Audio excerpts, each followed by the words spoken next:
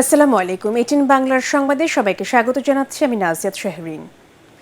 দেশ সংস্কার, নির্বাচন কমিশন পুনর্গঠন এবং ভোটার তালিকা হালনাগাদ করার 18 মাস পরে দেশে আগামী জাতীয় নির্বাচন অনুষ্ঠিত হবে বলে জানিয়েছেন প্রধান উপদেষ্টার প্রেস সচিব শফিকুল আলম।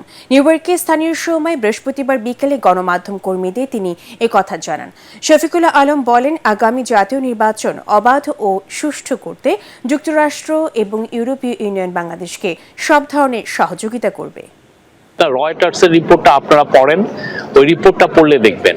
হ্যাঁ, রয়টার্সের রিপোর্টে যেটা আছে আপনি যদি পুরো দেখেন যে রিফর্মের পরে আরো 18 মাস পরে ইলেকশন। দেশে প্রকৃত গণতান্ত্রিক চেতনা ফিরিয়ে আনা ও স্বাধীনতার সার্বভৌমত্বকে সুসংহত করাই জুলাই আগস্টের গণ আন্দোলনের শহীদদের প্রতি সম্মান জানানোর একমাত্র উপায় বলে মন্তব্য করেছেন বিএনপির স্থায়ী কমিটির সদস্য সালাউদ্দিন আহমেদ। কক্সবাজারের পেকুয়ায় শহীদ ওয়াসিম আকরামের পরিবারের সাথে সাক্ষাৎ শেষে সাংবাদিকদের তিনি একথা জানান। জাতির মুক্তির সংগ্রামে আবু সাইদ, ওয়াসিম সহ যারাই শহীদ হয়েছেন, নতুন বাংলাদেশে পুরো জাতি তাদের শ্রদ্ধা ভরে স্মরণ করবে। বিএনপির এই নীতি নির্ধারক বলেন, গণতন্ত্রকে সুসংহত করতে সবাইকে ঐক্যবদ্ধভাবে কাজ করতে হবে। শহীদ ওয়াসিম 16 জুলাই সামাজিক যোগাযোগ মাধ্যমে স্ট্যাটাস দিয়ে সবাইকে আন্দোলনে অংশগ্রহণের আহ্বান জানিয়ে চট্টগ্রাম শহরের হালি শহরে পুলিশের গুলিতে নিহত হন। তাদের রক্তদানের মধ্য দিয়ে এই দেশ নতুনভাবে স্বাধীনতা পেয়েছে। ওয়াসিমের সেই চেতনাকে ধারণ করে বাংলাদেশের প্রকৃত গণতান্ত্রিক মর্যাদা ফিরিয়ে আনবো ইনশাআল্লাহ, এবং বাংলাদেশের স্বাধীনতা, সার্বভৌমত্ব, গণতন্ত্রকে আমরা সুসংহত রাখার চেষ্টা করব। এটাই হবে আমাদের শহীদের রক্তের প্রতি সম্মান প্রদর্শন করার একমাত্র রাস্তা। গণহত্যাকারীদের রাজনীতি করার অধিকার নেই বলে মন্তব্য করেছেন জামায়াত ইসলামীর আমির ডাক্তার শফিকুর রহমান। বিদেশি শক্তির সাহায্য নিয়ে নয়, দেশের মানুষের আকাঙ্ক্ষাকে ধারণ করে রাজনীতি করতে হবে বলেও জানান তিনি। 14 বছর পর খুলনায় প্রকাশ্যে জামায়াত ইসলামীর রুকন সম্মেলনে তিনি এসব কথা বলেন।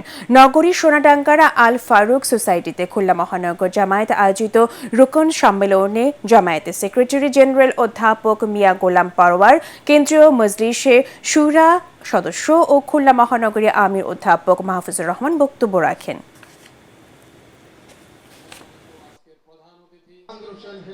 গণহত্যাকারীদের জনগণের ময়দানে রাজনীতি করার কোনো অধিকার থাকতে পারে না। রাজনীতি করবে তারা যারা মানুষের কল্যাণে নিবেদিত হবে, দেশ এবং রাষ্ট্রকে, জনগণকে যারা ন্যায়, ইনসাফ, শান্তি এবং সমৃদ্ধি উপহার দিবে। রাজনীতি করার অধিকার কেবল তাদের থাকবে, অন্য কারণ নয়। এবং রাজনীতি করতে হবে দেশের মানুষের সেন্টিমেন্টকে ধারণ করে, আকাঙ্ক্ষাকে ধারণ করে। বাইরের কারো তুষ্টির জন্য দেশের রাজনীতি আর চলবে না।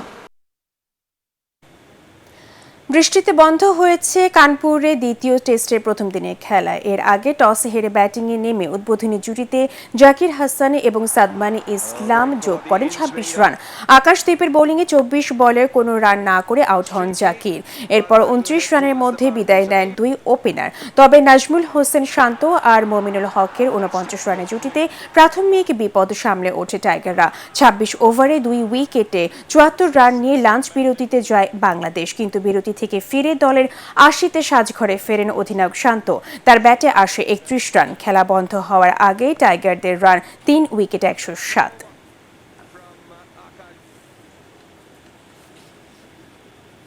পরবর্তী সংবাদ দেখার আমন্ত্রণ জানিয়ে এখনকার মতো শেষ করছি। 18 বাংলা সংবাদ ইউটিউবে দেখতে ব্রাউজ করুন youtube/18 বাংলা নিউজ। ধন্যবাদ সবাইকে।